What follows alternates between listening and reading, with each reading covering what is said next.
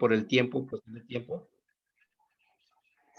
por cuestión de tiempo, pues hasta donde nos dé la posibilidad. Hay una hora para exposición y media hora, o dependiendo, hora y media hora para preguntas. Entonces dejamos, sin más preámbulo, dejamos la exposición, la voz, al doctor Juan Carlos Sánchez Antonio, a quien le agradecemos esta participación. Y gracias, Víctor, por la invitación. Buenas tardes a todos y a todas que están presentes ahorita en este espacio. Si bien hoy nos toca exponer lo que es la filosofía política de Enrique Dussel, y como bien lo ha dicho nuestro amigo y compañero Víctor, que es muy amplia la filosofía política de Enrique Dussel, yo más bien me voy a centrar en básicamente pues en cuatro conceptos que yo quiero compartir con ustedes, suponiendo que varios de los que están aquí escuchando pues les interesa el tema de la política y el tema pues también pues de la cuestión gubernamental o de los gobiernos, ¿no? De cómo se hace o se puede hacer política, ¿no? Básicamente pues mi conocimiento, mi acercamiento es teórico. Entonces yo ahora voy a tratar de compartirles algunas nociones para que ustedes puedan tenerlas relativamente claras. Lo primero que voy a hacer es hacer una distinción entre lo político y la política, ¿no? Como dos términos coloquiales que todo el mundo usa y que usamos a veces sin distinción o sin una distinción clara, ¿no? Los otros dos conceptos que voy a tratar de explicar es la diferencia entre ciencia política y filosofía política, ¿no? Serían cuatro: lo político, la política, la ciencia política, la filosofía política, como cuatro conceptos generales que yo voy a tratar como de explicarles a ustedes. Y dentro de lo que se refiere el campo de lo político, que toma como objeto, tema de estudio, la ciencia política, voy a desglosar dos conceptos, que es el concepto de potentia y potestas. Lo estoy tomando básicamente del libro de Enrique Dussel, que es 20 tesis de política, que yo se lo recomiendo ampliamente a los que se están acercando o tienen interés en conocer el campo político. Y de ahí voy a ofrecer dos definiciones de lo que es el poder en su concepción negativa, moderna, imperial y eurocéntrica, y aquella concepción de un poder positivo, que si bien es eurocéntrico, pero que podemos encontrar también en la historia de las ideas políticas del continente, de América Latina sobre todo, ¿no? Entonces, básicamente ese sería mi recorrido: explicar la diferencia entre lo político y la política, y dentro del campo de la política, distinguir entre potentia y potestas, que son como el fundamento de la política. Y finalmente voy a explicitar cuáles son los tres criterios normativos de la política. Es decir, existen tres niveles normativos que son básicos para aquel que quiera postularse, para aquel que quiera hacer, pues dedicarse al oficio noble de la política, tendría que tener estos tres elementos bien claros. Entonces estoy dejando estos tres al último porque es al que yo le voy a dedicar más tiempo para poder dejarlo más claro, ¿no? Esos tres niveles lo voy a adelantar: el nivel el nivel material de la política, tiene que ver con el fundamento material de la política. El segundo nivel es el nivel formal de la política, que tiene que ver con la participación democrática. Y el tercer nivel es el criterio de factibilidad de la política, ¿no? Entonces serían como esos tres niveles que estructuran lo que es el campo político, que tiene su fundamento en la potentia y en la potestas como dos de sus componentes estructurales que van a definir el campo de la política como una política obediencial. Bien, vamos a empezar primero a distinguir entre lo político y la política. En un texto que ustedes pueden localizar, eso en el internet se llama Una discreta diferenciación entre la política y lo político. Nos ofrece ahí varias definiciones en las cuales yo asumo de manera también parcial sus aseveraciones, pero se los comparto ahorita en un primer momento por cuestiones didácticas para diferenciar entre lo político y la política.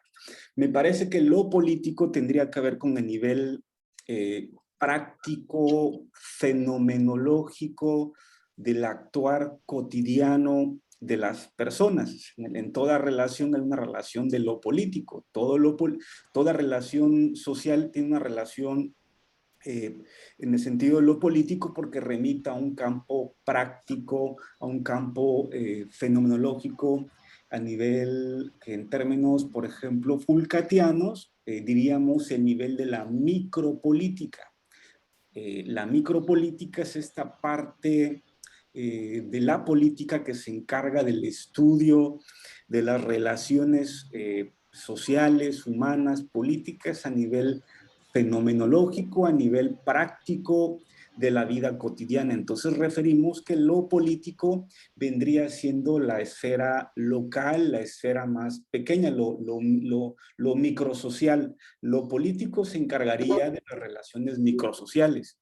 En el texto que yo les dije hace rato, dice que lo político hace referencia, cito textualmente, los contenidos discursivos que se expresan en la práctica diaria del mundo de la vida.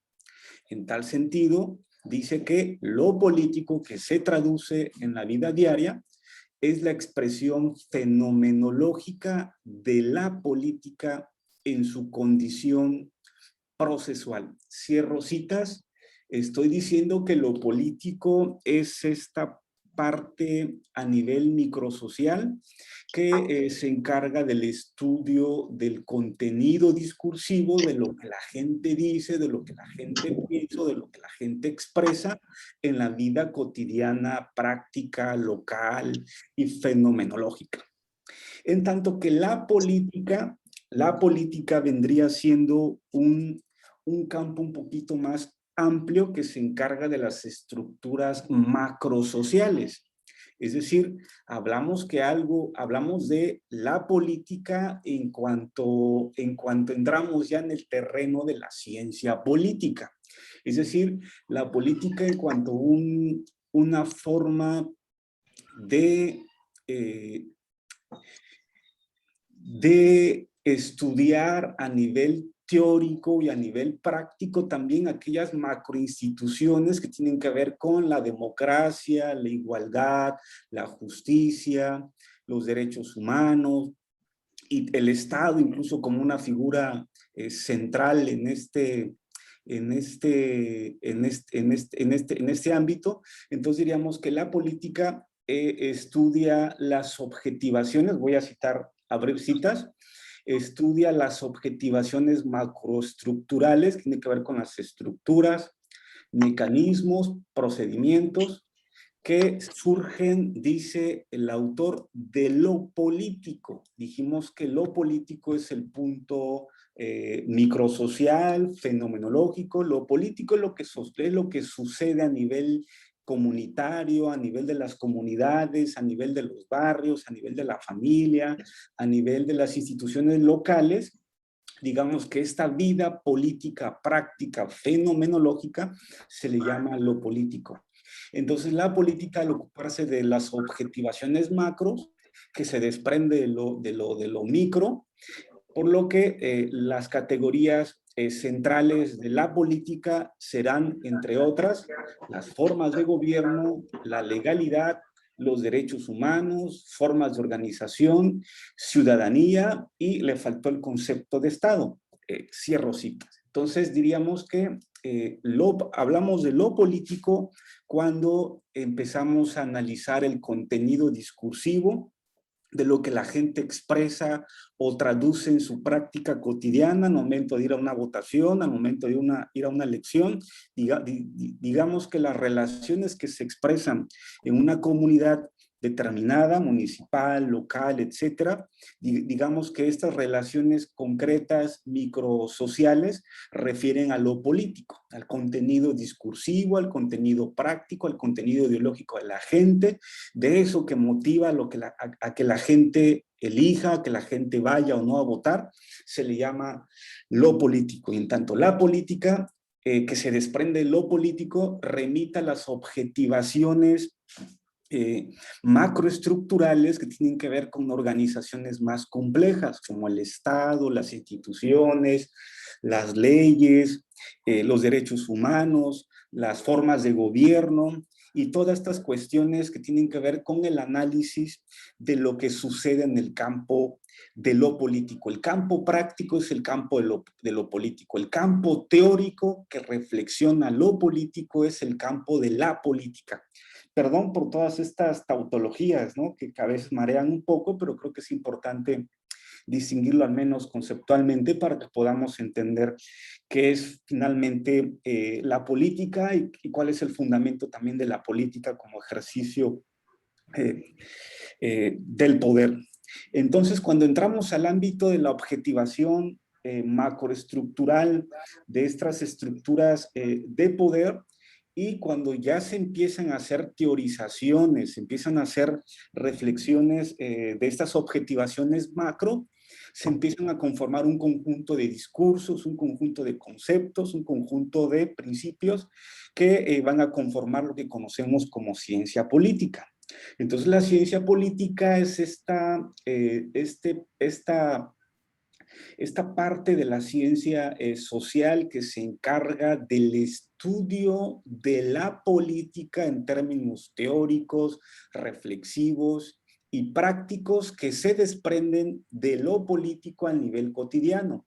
Entonces la ciencia política es esta ciencia a nivel explicativa, descriptiva y causativa de las reflexiones teóricas de estas estructuras o estas objetivaciones macro que se condensan en la política, y a su vez la reflexión del contenido discursivo de lo que la gente dice o de lo que la gente piensa. Entonces diríamos que la ciencia política es esa ciencia que se encarga del estudio de las objetivaciones macro a nivel de la política y de las objetivaciones micro que se expresan o se traducen o se desprenden de lo político. Entonces diríamos que la ciencia política es esta ciencia que se encarga de explicar y de describir las objetivaciones macro de esas instituciones macros que regulan el contenido discursivo o el contenido ideológico de lo que la gente hace a nivel cotidiano al momento de ir a votar o al momento de elegir a un representante de gobierno.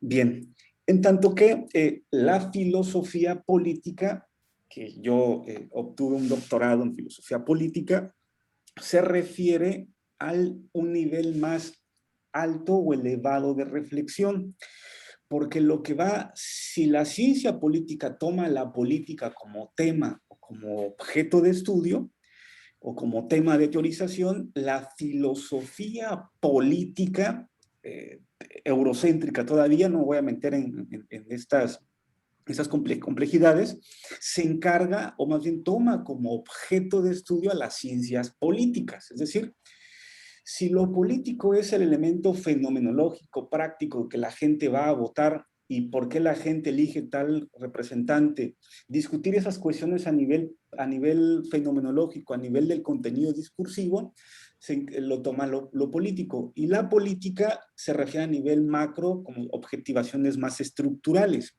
Y teorizar sobre la política, el que hace o que puede hacer eso es la ciencia política.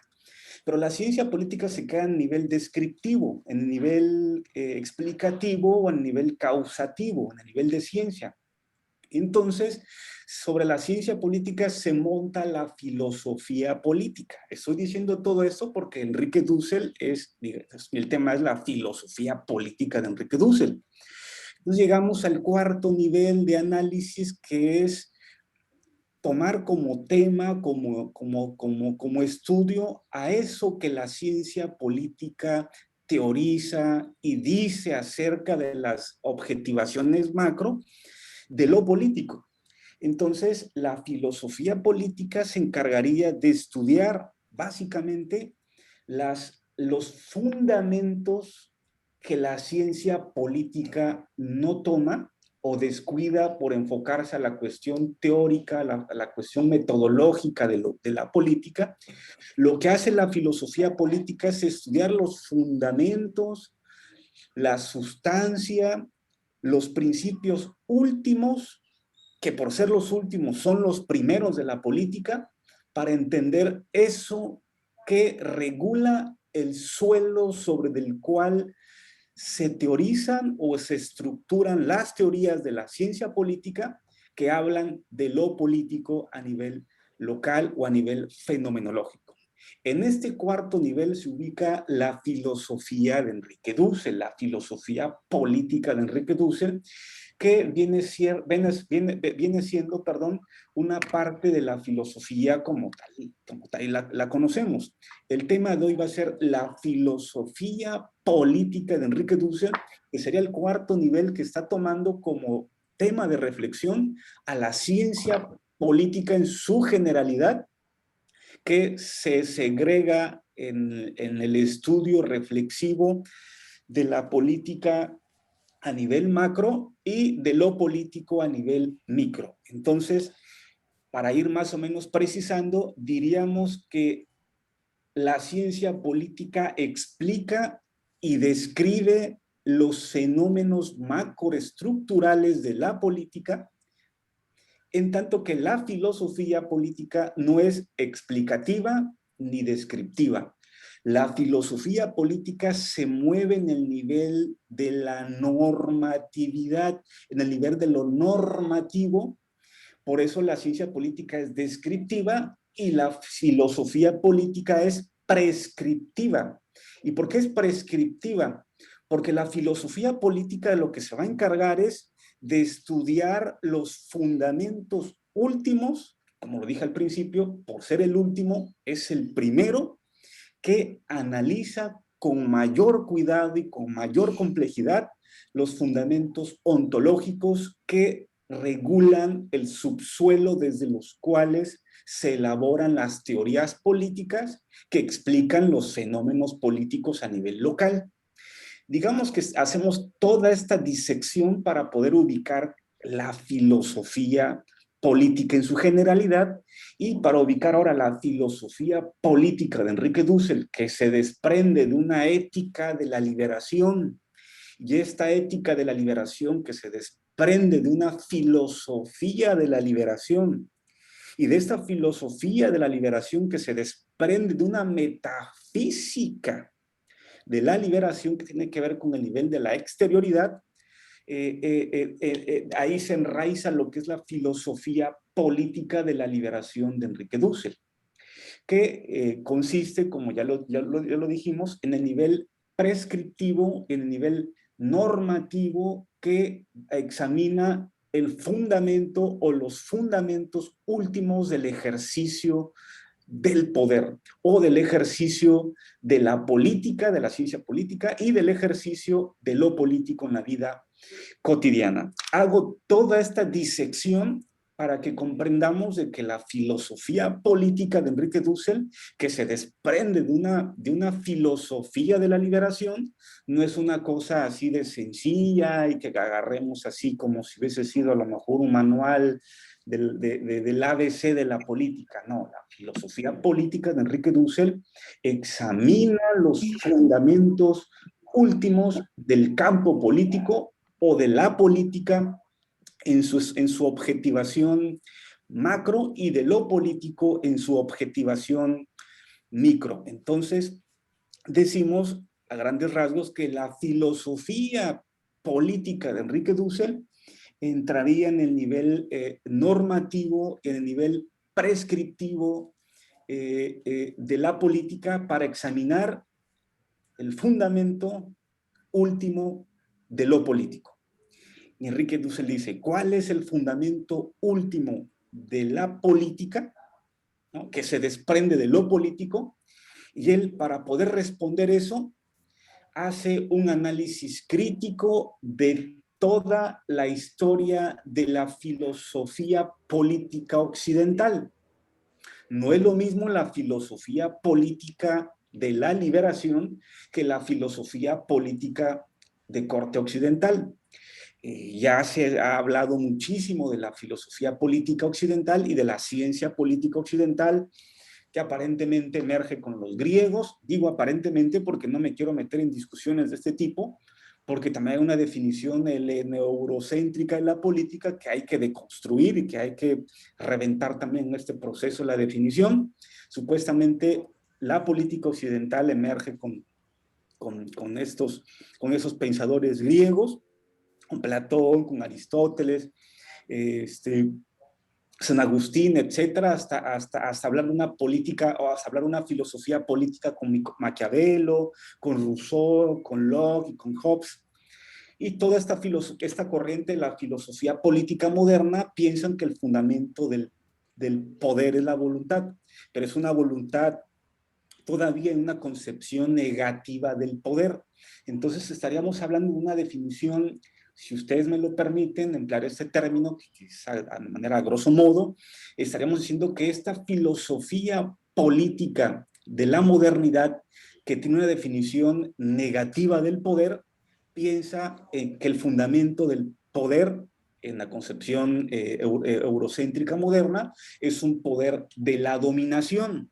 El poder es dominación de origen. El origen del poder es un poder de dominación. Es más, podemos revisar, no tenemos tiempo ahorita para meternos con Hobbes o con Locke o con Rousseau, la gente en el estado de naturaleza, que era la guerra de todos contra todos, supuestamente la guerra contra todos, tuvieron que juntarse en una comunidad política para delegar el poder y que este poder evitara que la gente se matara, y de esta forma pues el poder los domina para evitar que estos lleguen a conflictos más fuertes, ¿no? Bueno, estoy resumiendo toscamente la definición negativa de esta filosofía política moderna. La filosofía política de la liberación de Enrique Dussel nos ofrece un programa prescriptivo y normativo del campo político, pero una concepción positiva del poder, una concepción negativa, ni eurocéntrica, ni neurocéntrica del poder.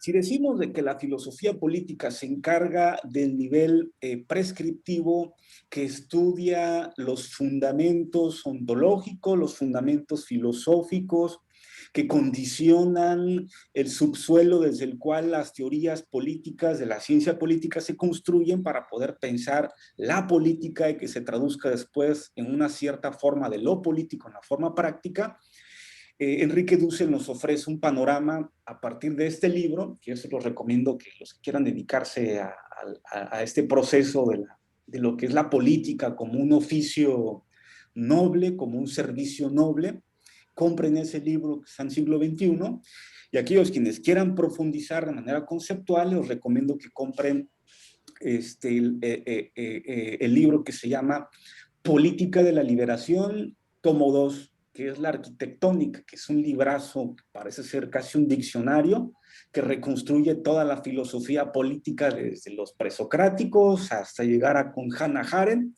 con Jürgen Habermas, con Zizek, con Badiou y Agamben, hasta proponer con la filosofía política de la liberación de Enrique Dussel, que como vamos a ver al final de mi participación, condensa 3 elementos fundamentales, que van a ser los principios éticos o los principios normativos del campo político. Bien, entonces, si decimos que la filosofía política es este espacio que se encarga del nivel prescriptivo y la ciencia política se encarga del nivel descriptivo y la política se encarga del estudio de las objetivaciones macro de la acción política y lo político se encarga del estudio a lo mejor del contenido discursivo o ideológico de las personas. Entonces vamos a remitirnos directamente, pasamos de lo político hasta la filosofía para encontrar cuáles son estos 3 criterios prescriptivos o normativos de la política, que va a ser la segunda parte de mi intervención. Pero antes de eso, si ustedes se acuerdan que dijimos que la filosofía política se encarga del estudio de los fundamentos últimos del campo político. Entonces, voy a resumir, entonces, ¿cuál es el fundamento último que por ser el último es el primero de la política y de lo político? Desde el corte de la filosofía política de la liberación de Enrique Dussel, que no es lo mismo que la filosofía política moderna ni la occidental, que es la que conocemos con Habermas, con Maquiavelo, con Rousseau, con Locke o con Hobbes. No, estoy particularizando. ¿Cuál es el fundamento último y primero de la política desde esta concepción que tiene Enrique Dussel? Y él en este segundo tomo de su historia de su política de la liberación, perdón, encuentra 2 conceptos sustanciales que obviamente no son de él, son de Spinoza. Spinoza es uno de los filósofos políticos también, o de los filósofos más importantes de toda la historia de la metafísica occidental.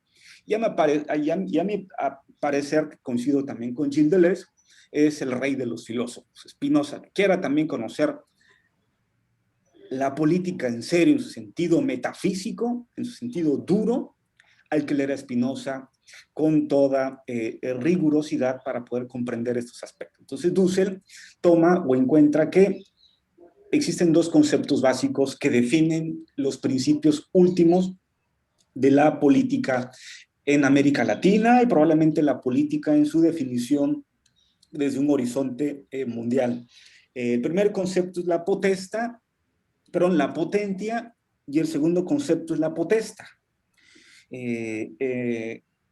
Enrique Dussel parte de un concepto que yo se los voy a compartir al principio, y me gusta porque me parece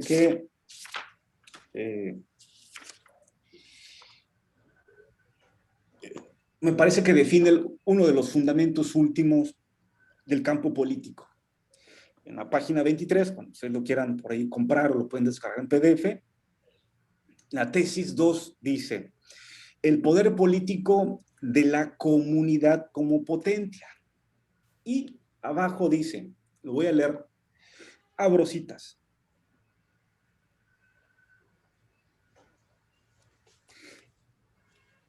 el ser humano es un ser viviente. Así dice, el ser humano es un ser viviente. ¿Eso qué tiene que ver con una filosofía política que rastrea el fundamento último de todo campo político? Me salto, pongo unos corchetes, hago un corte y dice: este querer vivir de los seres humanos en comunidad se denomina voluntad. Punto. La voluntad de vida es la tendencia originaria de todos los seres humanos. Estamos llegando a la definición de lo que es el fundamento primero, que por ser el primero es el último, de la política. Lo vuelvo a leer, lo voy a traducir después. El ser humano es un ser viviente. Este querer vivir de los seres humanos en comunidad se denomina voluntad. La voluntad de vida es la tendencia originaria de todos los seres humanos. Punto. Me salto a al siguiente párrafo y dice: la voluntad de vivir es la esencia positiva, dice, el contenido como fuerza, coma, aquí está la palabra que quiero desarrollar, como potencia que puede mover, arrastrar, impulsar. Punto. En su fundamento, la voluntad nos empuja a evitar la muerte, a postergarla, coma, dice, a permanecer en la vida humana.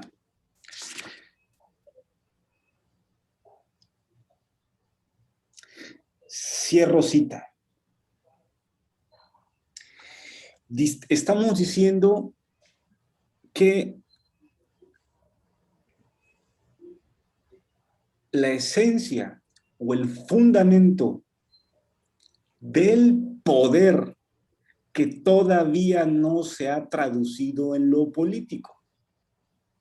El poder es, para Dussel, potencia, y tiene su raíz, según el rastreo que ha hecho con Spinoza y Schopenhauer, en la voluntad del querer vivir. El poder, en su definición positiva, tiene su esencia en el querer vivir, en la voluntad de vida, en la voluntad que resiste para poder permanecer el ser en la vida.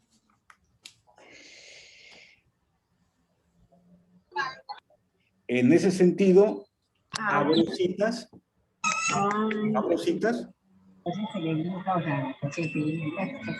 En cuanto al contenido y a la motivación del poder, estamos hablando ya del poder. Ahí sí del poder, que no es todavía lo político. Lo poder es una fuerza indiferenciada, todavía indeterminada, que está en el querer vivir de cada persona. Estamos en el nivel de la potencia, a nivel de lo que es el origen del poder, que se traduce en lo político, que se teoriza en la política, que se objetiva teóricamente en ciencia política y que se convierte en una reflexión profunda en forma de filosofía política.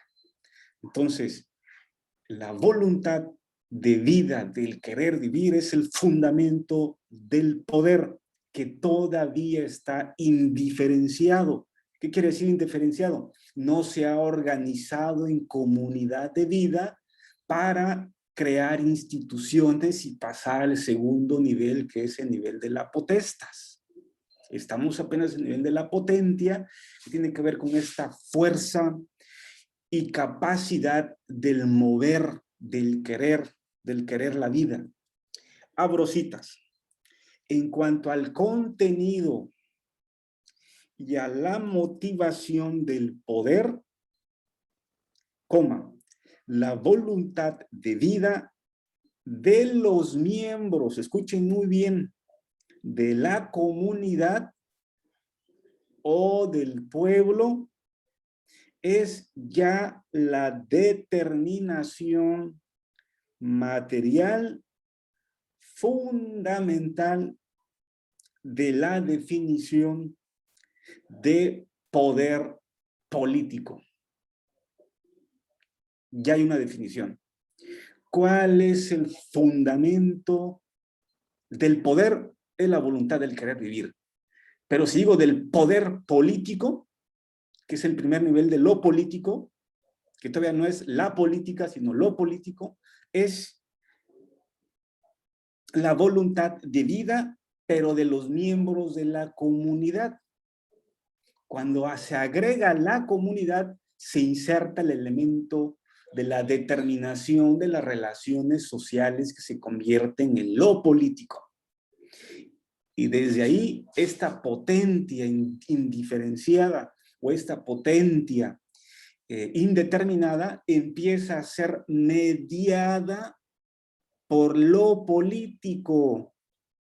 Para que el poder se convierta en un poder político, necesita ser mediada por la relación social.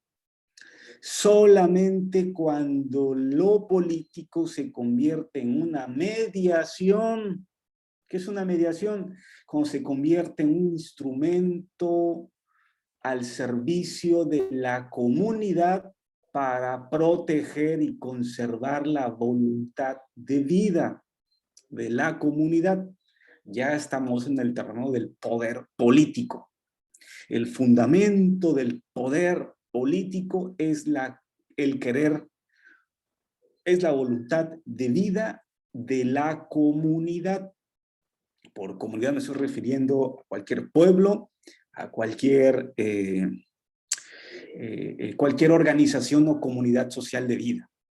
Entonces, la voluntad, continúo con la cita, la voluntad de vida de los miembros de la comunidad o del pueblo es ya la determinación. Dije determinación porque se convierte ya en una mediación. Cuando lo político se convierte en una mediación para la vida, se convierte en el fundamento del poder político. Y es ya, dice Enrique, la determinación material fundamental de la definición del poder político. Estamos en la esfera de la filosofía política. Ya no es ciencias políticas. Estamos analizando cuál es el fundamento. Punto. Continúo con la cita. Es decir, la política, ahora sí, la política, o en los términos como lo estoy entendiendo yo, lo político es una actividad que organiza y promueve la producción, reproducción y aumento de la vida de sus miembros. Cuando la política, o en el término como estoy entendiendo, cuando lo político se convierte en una mediación para la vida, estaríamos hablando ya en sí de una definición positiva del poder político. Punto. Abro otra vez citas. Y en cuanto tal, podría denominarse voluntad general en un sentido más radical y preciso que el de Juan Jacobo Rousseau. Entonces, estaríamos diciendo que la potencia es esta voluntad de vida, indiferenciada aún, porque es simplemente voluntad de vida, del querer vivir. Pero cuando se reúne en comunidad, estaríamos hablando que lo político se convierte en una mediación al servicio de la voluntad de vida. Entonces, esta voluntad de vida es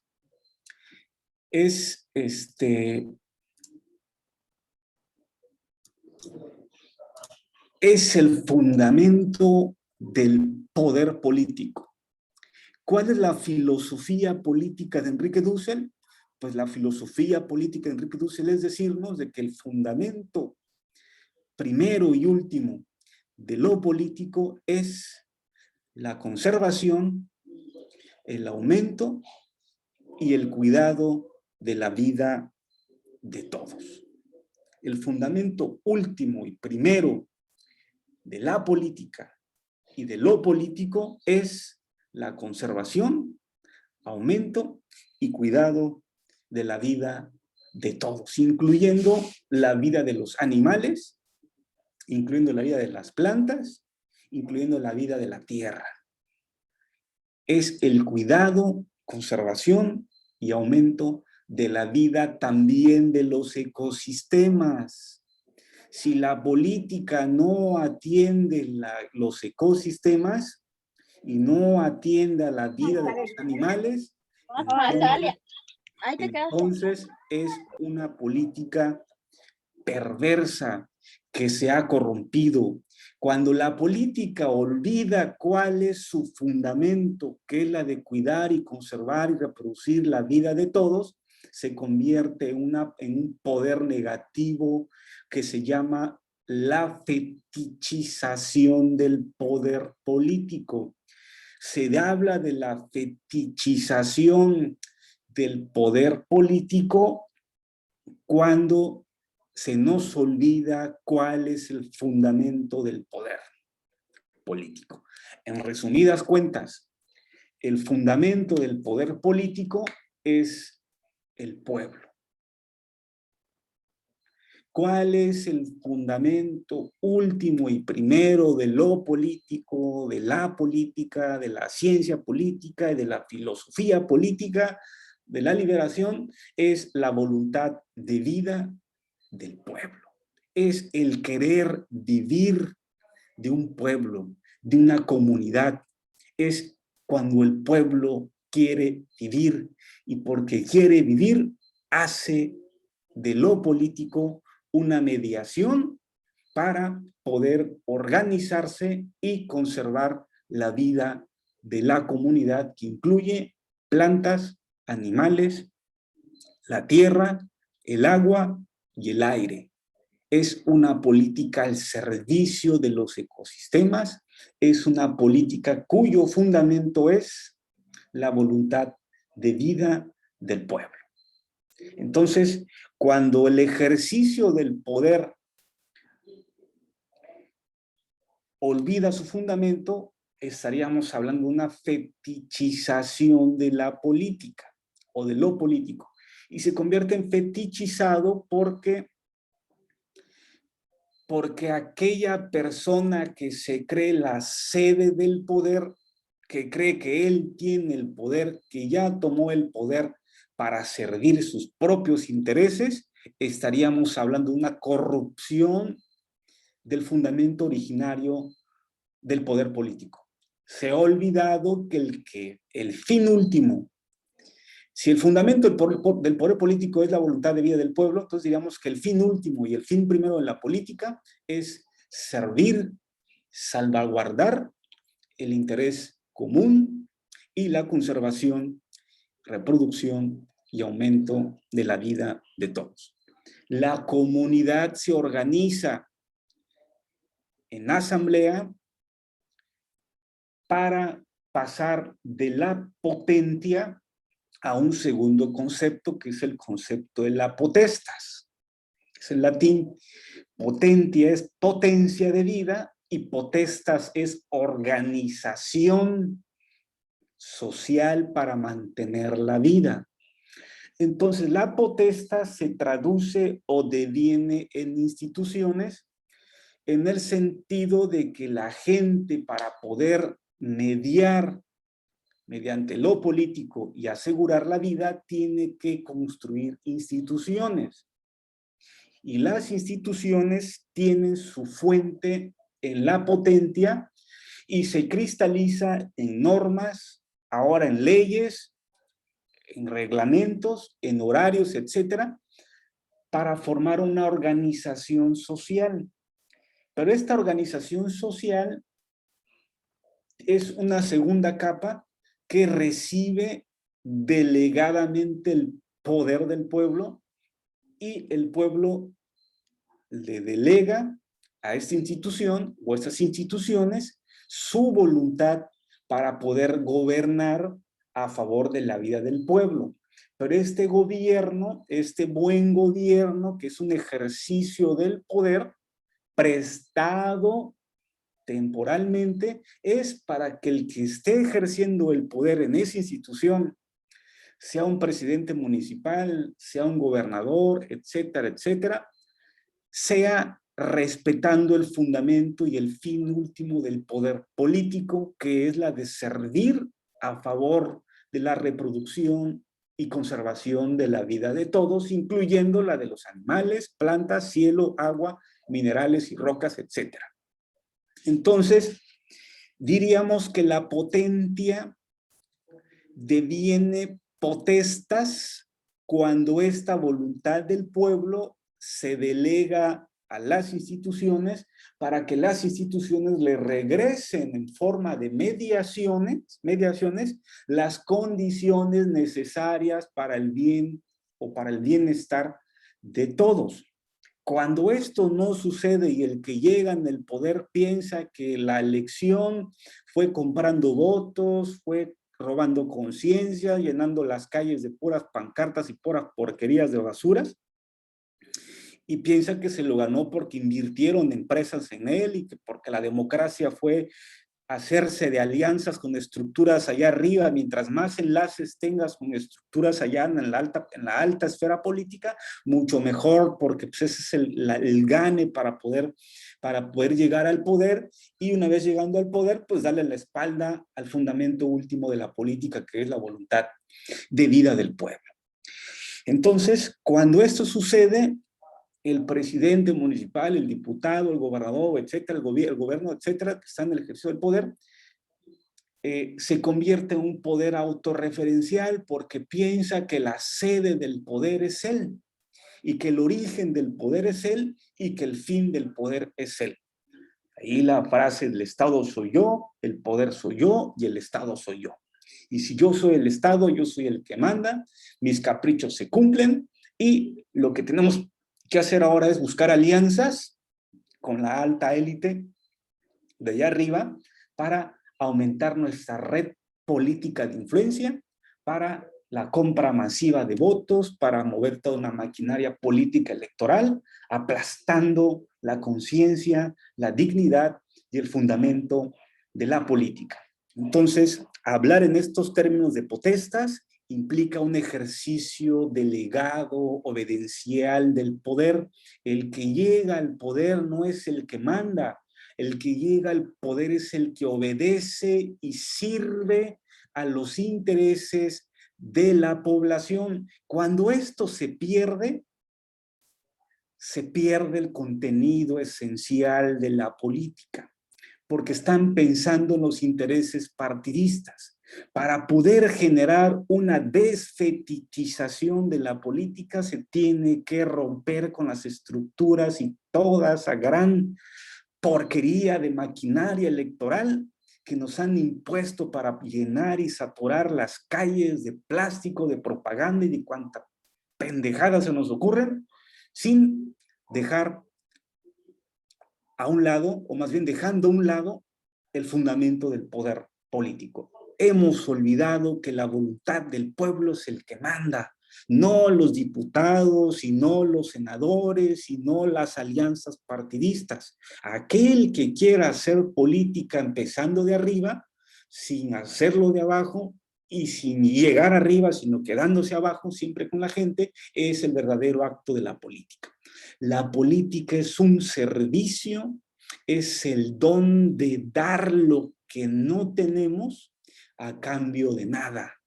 El oficio de la política es aquel que el que se sacrifica para servir en nombre del pueblo, y lo que se va a ganar es el insulto, es el descontento y es la inestabilidad.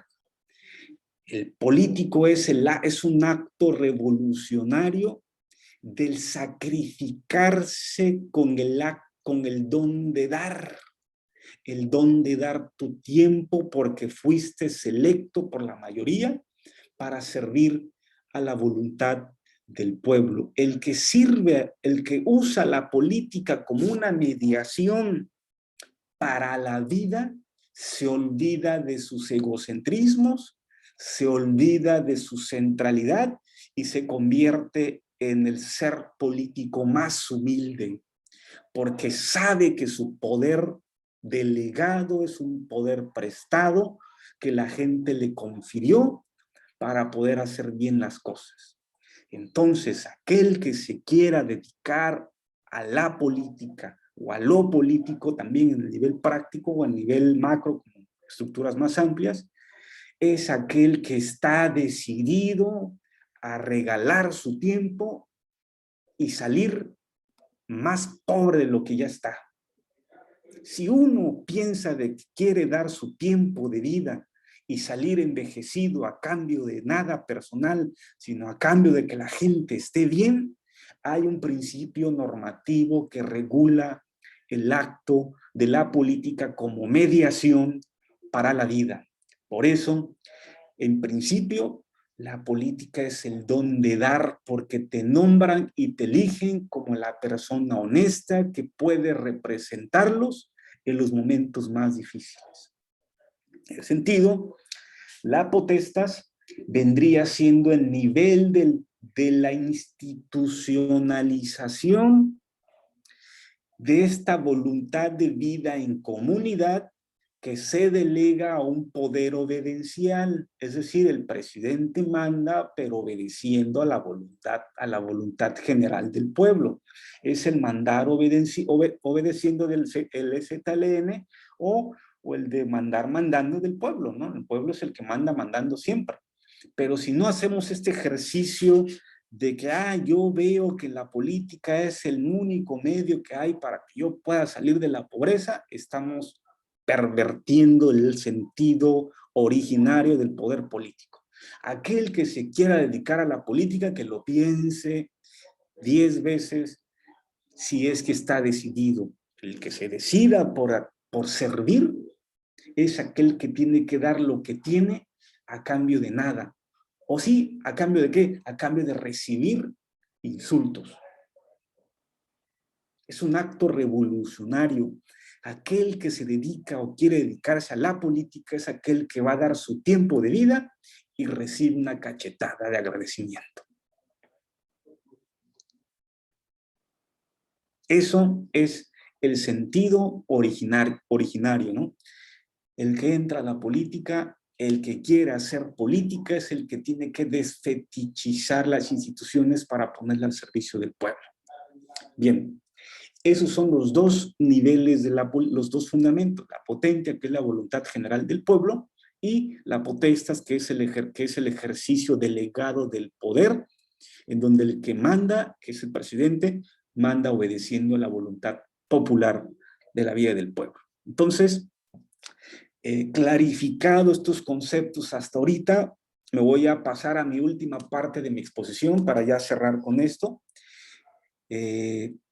Cuando se delega el poder, ya siendo presidente municipal, ya siendo gobernador, ya siendo diputado, etcétera, etcétera, ya estoy en la institución, estoy en el nivel de la potestas. Tengo la potencia, la voluntad del pueblo delegada en mi persona. Ahora, ¿qué voy a hacer? Si tengo claro que el fundamento de la política es este ejercicio obedencial, este servir a cambio de nada y dar mi tiempo de vida al servicio del pueblo, porque el pueblo me confirió su voluntad para poder ejercer el poder de forma obedencial. Pues la filosofía política de Enrique Dussel ofrece 3 criterios normativos. Con eso ya voy a ir cerrando mi intervención para no abrumarlos. Estos 3 criterios normativos son el principio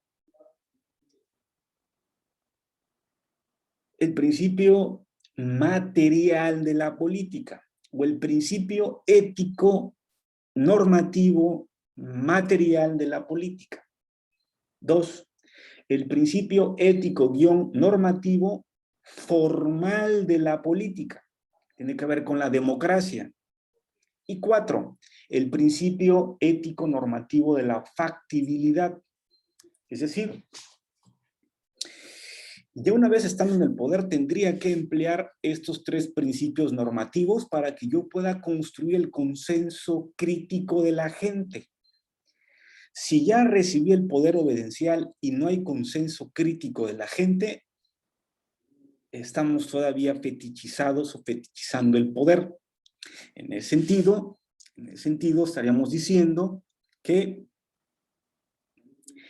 el fundamento ético normativo de la política, lo voy a decir ya rápidamente por la cuestión del tiempo, es la vida.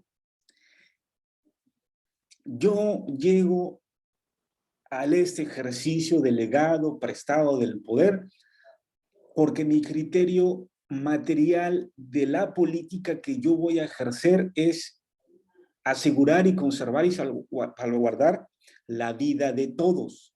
Va a ser el contenido material concreto de la política. El contenido material de la política va a ser la vida comunitaria.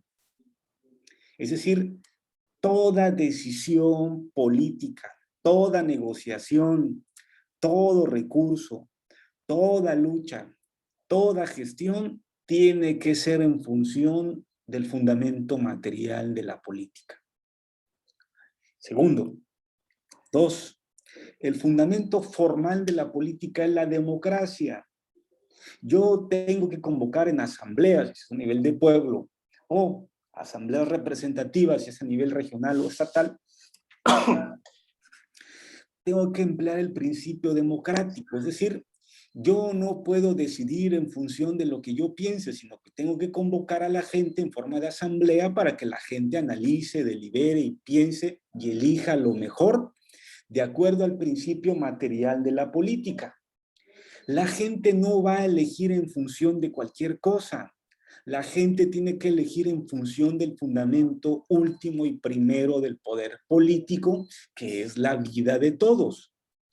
Entonces nosotros vamos a deliberar críticamente para construir consensos. El que manda mandando tiene que fomentar los consensos críticos que se construyen con la participación de la gente, sin distinción de edad, sexo ni partido. Que cuando la gente participa en la construcción de la toma de decisiones con información crítica y veraz, se está cumpliendo el segundo principio formal de la política. Ese segundo principio es el principio de la democracia. Y el tercer principio es el principio de la factibilidad. Y la factibilidad tendría que ver de que todo lo que se decida por consenso crítico debe tener como fundamento la reproducción y conservación de la vida de todos. Pero el tercer criterio ético normativo debe de cumplir una exigencia. Eso que la gente consensa críticamente, ¿es factible de realizarlo y conseguirlo a corto plazo o a mediano plazo? Si lo que la gente decide no es factible, se tiene que abandonar. Tendríamos que regresar otra vez a un consenso crítico para elegir cosas que sean realmente factibles. ¿Y qué es factible? Eso que puede realizarse a corto o a mediano plazo y que beneficia la vida de todos. Si la decisión de la asamblea no es a favor de la vida de todos, entonces no es un consenso crítico y está olvidando el fundamento último de la política. Si este poder obedencial se construye a partir de esos tres elementos, que lo que se decide por consenso crítico a través de la asamblea beneficia la conservación, el aumento y el cuidado de la vida de todos, incluyendo las plantas, los animales y las rocas, y además eso que se decide es factible, estamos construyendo una política al servicio de la gente. Y eso es hacer política o hacer lo político a nivel cotidiano para poder ejercer un gobierno obedencial, un gobierno que gobierna obedeciendo. En ese sentido, en la toma de decisiones, por ejemplo, pongo el caso de que no llega un recurso del gobierno federal, entonces el presidente o el que tiene el poder delegado convoca a la población para que la población decida qué es lo que tiene que hacerse. Y de lo que decida, si cerrar la carretera, si negociar, o de lo que se vaya a deliberar o tomar, se tome bajo acuerdo, consenso, sea factible de realizarse y que esa factibilidad cumpla con este criterio de la conservación y la vida de todos. Si la asamblea piensa de que la instauración, la llegada de las mineras favorece el ecosistema, que es el principio material, pues el consenso debe ser a favor de las mineras. ¿Me explico? Pero si la llegada de las mineras afecta a los ecosistemas y al afectarse los ecosistemas también afecta la vida de la población, entonces el consenso debe de ser un consenso no a las mineras. ¿Sí se entiende más o menos? Más o menos. Pues implica un ejercicio de ese tipo. Si la llegada de estas fábricas o de estos elementos industriales que contaminan el suelo o el agua, la tierra, beneficia la vida de la comunidad, pues se llega al consenso de que sí a la instauración de estas mineras y sí a la instauración de estos proyectos industriales.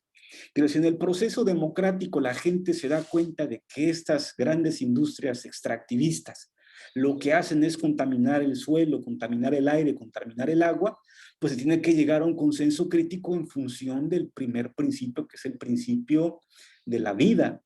Si esa decisión que se toma favorece los ecosistemas, favorece la vida de la comunidad, pues se aprueba en la asamblea de que efectivamente estamos de acuerdo con la llegada de esa fábrica. ¿Me explico? Ese gobierno se construye a partir de un ejercicio democrático que toma como criterio a la vida. En esa construcción de la vida como un criterio se ejerce el poder obedencial. Es decir, el que manda obedeciendo dice, pues yo voy a acatarme a lo que dijo la asamblea, la voluntad general, para llevarlo como su representante con el gobernador o con el presidente y llevar cuál fue el acuerdo. Y lo que la gente decidió es no a las mineras. Entonces yo voy a servir a la gente para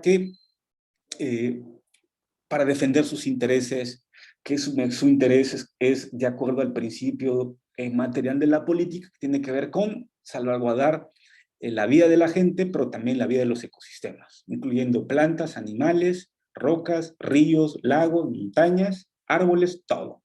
La política es una mediación a partir del cual la gente, a partir del cual el gobierno que manda obedeciendo, construye consensos críticos con la población y lo que decide, él tiene que obedecer lo que la gente decidió por el bien de todos.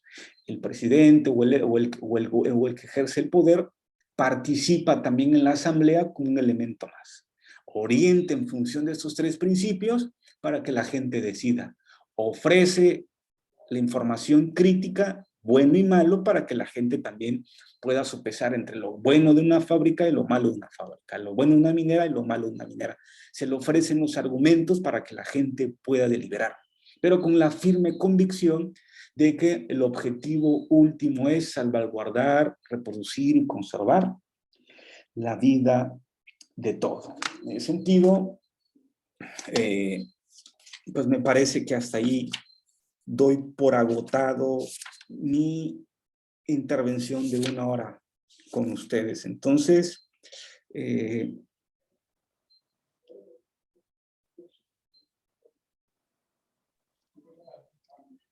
se trata de construir un consenso crítico, de construir consensos críticos con la gente, participando con la gente, recorriendo los barrios, estando con la gente siempre, y no es el verdadero, el que manda obedeciendo no es el que está en un escritorio en la presidencia municipal o en una silla presidencial. El verdadero oficio noble de la política, como le dice Enrique Dussel, es aquel que está en campo, con la gente. Y lo buscan con la gente para que firme, y lo buscan en la calle para donde lo encuentren, porque está siempre en la calle con la gente construyendo cosas. El que llega a la política no es el que está en la silla presidencial, es el que está al ras de suelo con la gente, construyendo cosas, viendo sus necesidades, participando en la construcción de consensos, y ahí encuentran al que piensa que la política es un oficio noble que implica el don de dar. Si yo tengo mi tiempo de vida y me sobra tiempo de vida, me voy a meter a la política porque lo que voy a dar en la política es lo que ya no tengo. Y cuando yo salga de la política, cuando yo salga del servicio que me pidió la asamblea, yo salgo siendo mejor, siendo sabio, siendo sensible, pero con menos dinero. Incluso más pobre de lo que yo entré, porque voy a dar incluso hasta lo que no tengo para poder cumplir con el mandato de la Asamblea. Si yo estoy decidido en entrar en la política, no es porque voy a vestirme con saco, no, eso no es, esa es la política fetichizada. La política en ese sentido es, tengo tiempo de vida que me sobra para servir, para regalárselo al pueblo, lo tengo, y sin llevarme nada, lo tengo, con 3 cosas. Tengo tiempo de vida, de dar mi tiempo de vida, y salir en esos 3 años del gobierno empobrecido y más viejo. Si lo tengo, decidan. La política no es cualquier cosa, la política es el gesto de dar por un acto de amor. El que ama puede ser servidor, porque se mete para dar lo que no tiene y dar lo único que tiene, que es su tiempo de vida, y salir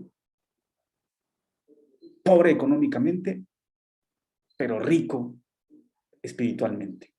Si decidimos que queremos entrarle a la política, es para hacer la otra política, no la política fetichizada, ni la política que se convierte en una politiquería, que es a nivel de chismes, a nivel de compra de votos, a nivel de amarres políticos y a nivel de construir discursos huecos y vacíos. El contenido de la política es trabajar, vivir, construir consensos con la gente desde abajo. El verdadero político no está en la silla, no está en el escritorio firmando, atendiendo gente. El verdadero político es aquel que está en la calle, en el sol, con la gente, en los consensos, en los barrios, en la asamblea. Ahí está dando su tiempo de vida para construir consensos. Si yo estoy decidido de que tengo capacidad de regalar mi tiempo a cambio de nada, adelante. Esa es la otra política que se fomenta desde la filosofía política de Enrique Dussel. Si ustedes quieren dedicarse a eso, adelante. Y quien no esté seguro, pues, ¿para qué queremos entrar en una dinámica fetichizada? Mejor, como si queremos meternos en la política, hay que trabajar con la gente, no con los partidos. Dejen los partidos, trabajen con la gente. Trabajemos con la gente si en realidad tenemos vocación. Digo, yo tengo vocación, no es el que yo me proponga para ser presidente o para ser gobernador, es porque quiero servir, y servir de la política no se ve en el partido, se ve con el acto de que tú vas con la gente a trabajar con ellos. Si tenemos esa sensibilidad de ir a trabajar con la gente, estamos del otro lado. Porque la potestas se construye con la gente, no desde arriba con partidos, ni con compadrazgos, ni con la compra de dinero, ni con el dinero del narcotraficante, de los narcos. Eso es, ni a política llega, pues eso es todo menos política. Eso es un poder de dominación, es un instrumento de dominación, es una necropolítica, es un necropoder, es un poder de la muerte, y eso es terrible, ni siquiera poder llega, ¿no? Entonces, cuidado con eso, compañeros. La política no es una cosa sencilla, es imagínense, ya termino, 2 gestos. Imagínense a Jesucristo. Hacer política es lo que hizo Jesucristo. Recorrer con la gente pobre, dar lo que no tienes para que la gente esté. Y cuando la gente, tú le sirves, incluso en el peor de los casos como Jesucristo, te paga mal. El gesto más profundo de la política es cuando tú te sacrificas, das lo que no tienes, te pagan mal y aún así das tu vida por ellos. Claro, es un acto profundamente revolucionario. Es la esencia de la política. Y hay ejemplos claros. Termino con un ejemplo de Che Guevara. Cuando el Che Guevara lo estaban persiguiendo, me parece que en las sierras de Bolivia, preso, o Argentina, venía con varias gentes que venían huyendo, caminando por horas por el ejército. Él tenía hambre, tenía sed, al igual que a la gente que lo seguía, los atrapan, y él sabía que cuando lo atraparan lo iban a matar. Le dijeron los militares, sabes que te vamos a matar, ¿no? Tú eres un revolucionario, sabes de que la política es dar lo que no tienes y ganarte incluso la muerte. ¿Cuál es tu último deseo? Pide tu último deseo antes de morir. Y él dijo, su último deseo antes de que lo mataran, dijo, denle de comer a mi gente. Incluso aún cuando tenía que elegir, para sí, eligió en el acto último y más sagrado de la vida, el bienestar del otro. Ese es el gesto profundo y la raíz profunda de lo político. La política es bella, como dice aquí el comentario, la política es bella, la política es un acto de amor, y la única que puede hacer política es la mamá que ama a su hijo. Si sintiéramos lo mismo que el amor al pueblo, como la mamá que se saca el pan de la boca para dárselo al pueblo, ese es un buen político y merece ser político. Si ninguno de nosotros que estamos aquí escuchando sentimos eso, ni por aquí se nos pasa en la cabeza hacer eso, ¿no? Entonces, esto es algo serio. Formación política es tener conciencia ética. Y la conciencia ética es el primero, porque antes de la política está la ética. La ética es condición ontológica de la política. Y antes de la ética está la vida. La vida es condición preontológica de la ética que regula a la política. Entonces, si quieren formación política y quieren ser politiquillos, está el espacio. Pero hay que hacer política como el arte, como una política bella, como una política del servir. Zapata, Jesucristo, Bolívar, Che Guevara, Gandhi, Luther King. No, lo que estoy diciendo no está fuera del mundo, es del mundo. Esta política es del mundo y hay que demostrar que se puede hacer política desde abajo y de forma distinta. Aquel que esté decidido a dar lo que no tiene y recibir lo que no tiene, o recibir nada y saliendo peor que como entró, ese es el político que se sacrifica, que se saca el pan de la boca para dárselo al que no ha comido. Y aún, a pesar, en la última definición o elección de su vida, decide por el pobre que incluso sabes que te va a dar la espalda por darle el pan de tu boca a la boca de él.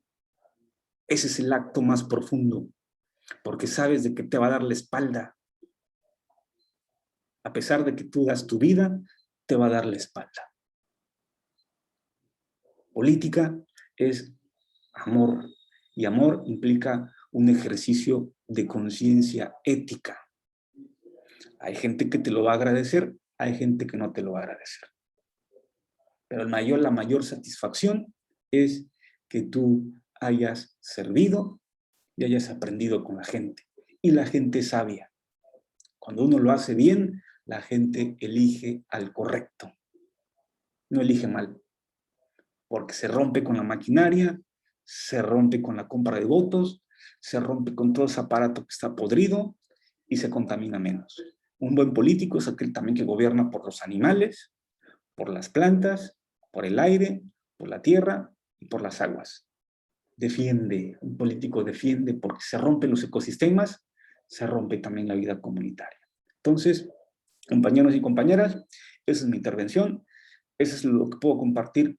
Para los que quieran dedicarse a eso, tengan cuidado, porque de mí se van a acordar y yo los voy a perseguir. Yo los voy a perseguir en su nivel ético, en su conciencia, y nos vamos a encontrar en los espacios. Nos vamos a encontrar en los espacios, ¿no? Nos vamos a encontrar en los espacios. Entonces, esa es mi intervención, eso es mi participación, y bueno, es lo que tengo que decirles, ¿no?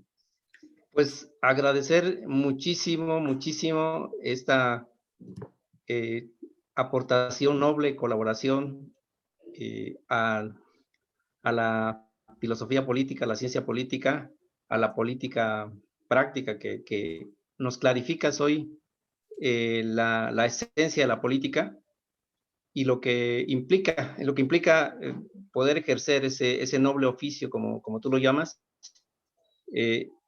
Pues sí, estamos totalmente, por una parte, muy contentos de escuchar a una persona que ha desarrollado una trayectoria académica, un doctorado en filosofía política, aparte de ser investigador, aparte de ser también especialista en pedagogía, aparte de ahora, en estos momentos, llevar un trabajo como la investigación de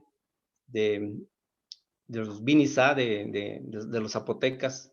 Este es un grato honor y orgullo de poder compartir con todos los compañeros y haberte escuchado. Y por supuesto, dejo las preguntas o las inquietudes de los compañeros que quieran participar respecto al tema que ha desarrollado el compañero y amigo Juan Carlos Sánchez Antón.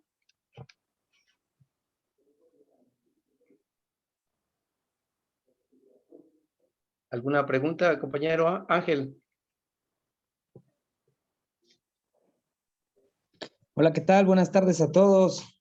Gracias por cederme la palabra, compañero Víctor. Muy agradecido. Quisiera expresar que me siento asombrado. Realmente fue una exposición, fue altamente densa, con mucho contenido.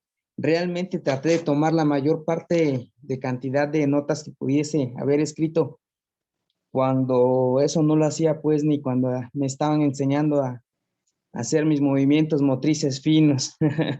Realmente hoy me quedé sorprendido, anonadado, estoy impactado. Realmente la política va más allá de lo que yo creí. La política es ese gesto de amor, como lo decía, podría ser Jesucristo, ¿no? Ese amor de madre, de desprenderse completamente de todo, no ser político, mandar mandando, enseñar enseñando, ¿no? Se aprende a hablar hablando, a caminar caminando, a manejar manejando. Esa política de la vida diaria, esa política en la que nos desarrollamos día con día. Entonces, la verdad, el contenido, pues es bueno saber que trabajar, construir la vida principalmente, ¿qué es antes de la política? Yo fíjese, perdón, quisiera hacer una pregunta también, no sé si pueda.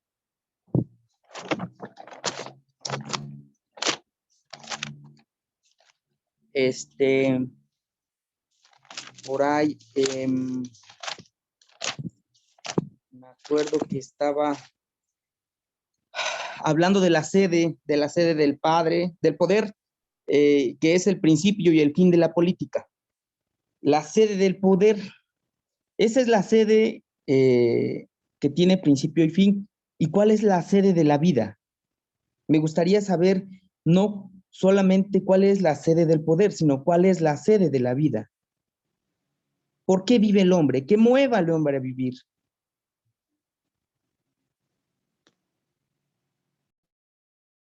Sí, por supuesto, doctor Juan Carlos, sí.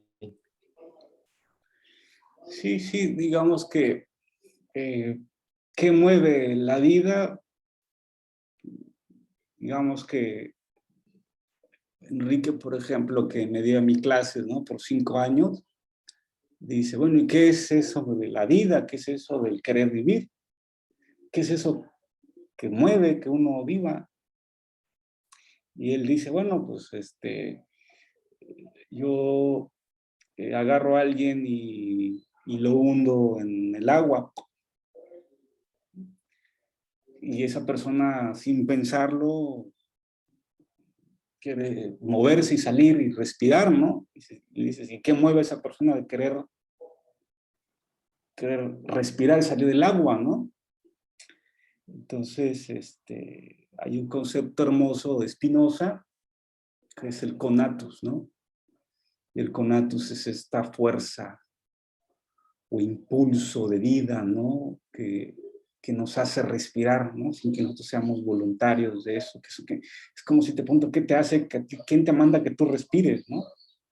Respiramos por un conatus, por un conjunto de funciones biológicas que Spinoza lo define de esta forma, ¿no? Vida, conatus es esta fuerza de resistir en el ser de la vida. O combino un poco a Spinoza y un poco a Bichat con Foucault, es el conjunto de pulsiones o de fuerzas que resisten, o un conjunto de pulsiones de vida que resisten a morir. Entonces el cuerpo por constitución biológica tiene un conatus, ¿no? Tiene un principio de vida. Y sin ese principio de vida ninguno de nosotros estuviéramos aquí escuchándonos, ¿no? Que es el principio que nos constituyó desde que hasta los animales más básicos, hasta un gusano, hasta una cucaracha, cualquier cosa que tenga vida tiene un conatus, tiene una fuerza que yo no diría, ¿cuál es su casa? ¿Cuál es su lugar? Yo diría que su casa o su no lugar es el cuerpo, es todo el cuerpo, ¿no? Es toda la sensibilidad, es todo lo que uno es todos sus órganos, sus pulsiones, incluso el hablar o el gritar, ¿no? Es una pulsión de querer vivir, ¿no? Entonces me parece que la vida es un conatus, es una fuerza de vida, es un aliento del mundo que invita o que mueve al cuerpo, pulsa al hombre a querer vivir, ¿no? ¿Qué es el querer vivir? Respirar, cuidar los instintos de sobrevivencia, ¿no?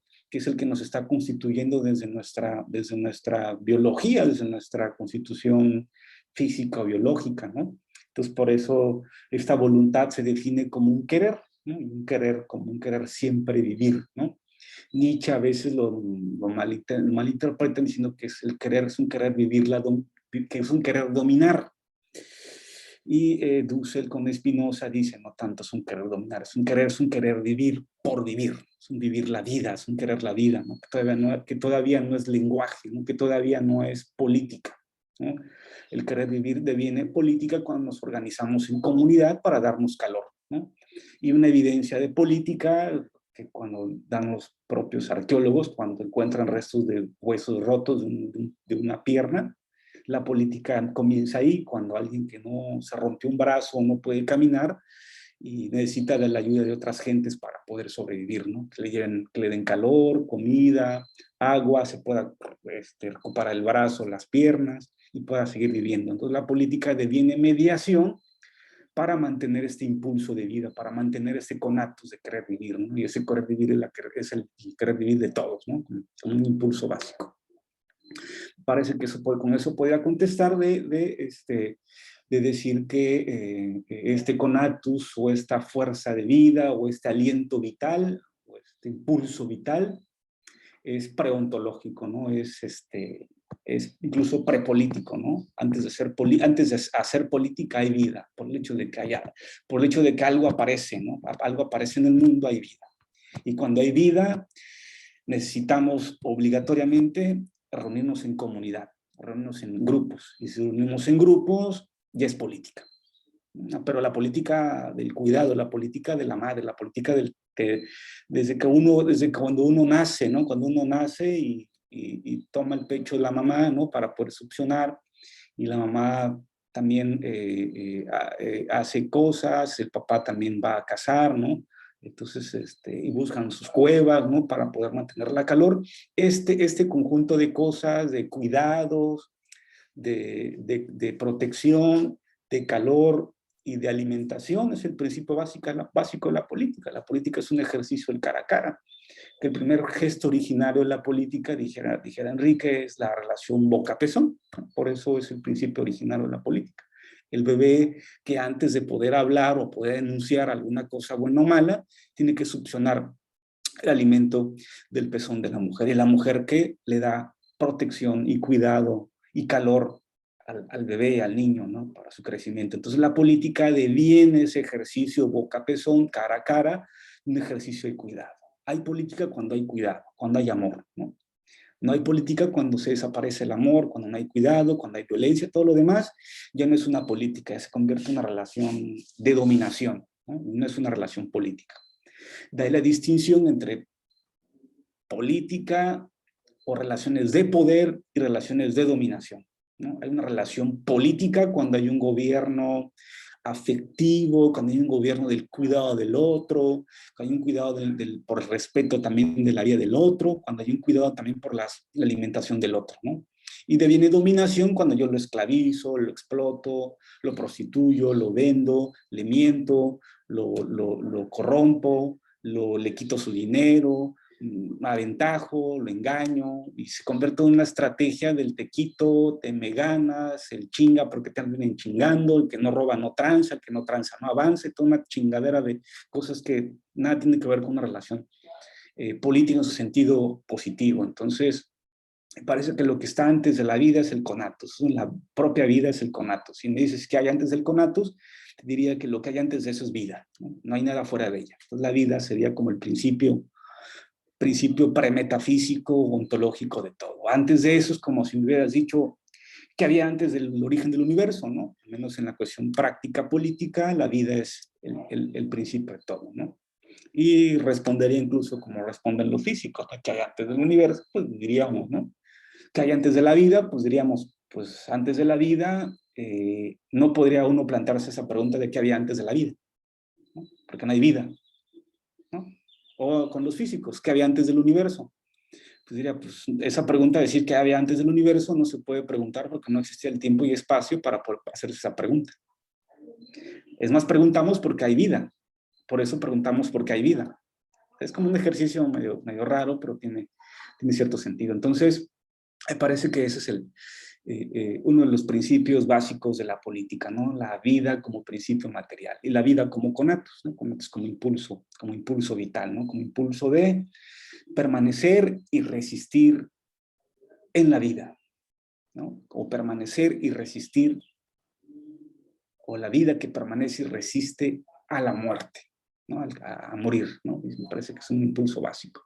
Y la política tiene que ser una mediación práctica, factible, consensuada, construida con la gente para salvaguardar la vida comunitaria, incluyendo la de los animales, las plantas y los ecosistemas. El fundamento material de la política, no lo olviden, son los ecosistemas. Nosotros no estamos fuera de los ecosistemas, nosotros somos parte de un ecosistema. Por lo tanto, si el fundamento de la política es la vida, estamos hablando de, en primer nivel, la vida de los ecosistemas.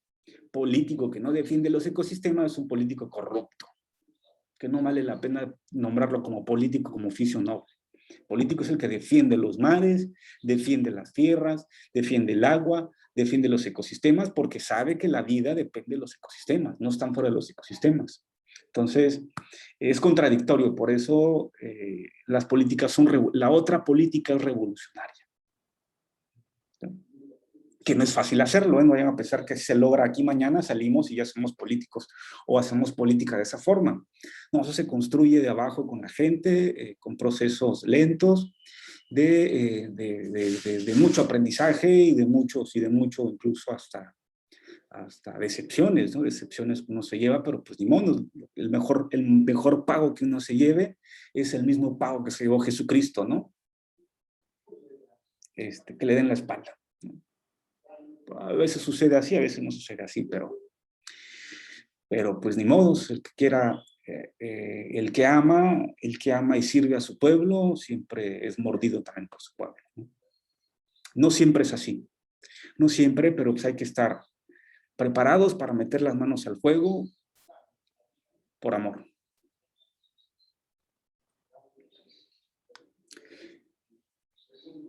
Sí, gracias, gracias, muchas gracias, Juan Carlos. Y pues, si hay alguna otra pregunta, compañeros, si no, tenemos que agradecerle profundamente la bondadosa colaboración, aportación de conocimiento, de sabiduría de compañero Juan Carlos.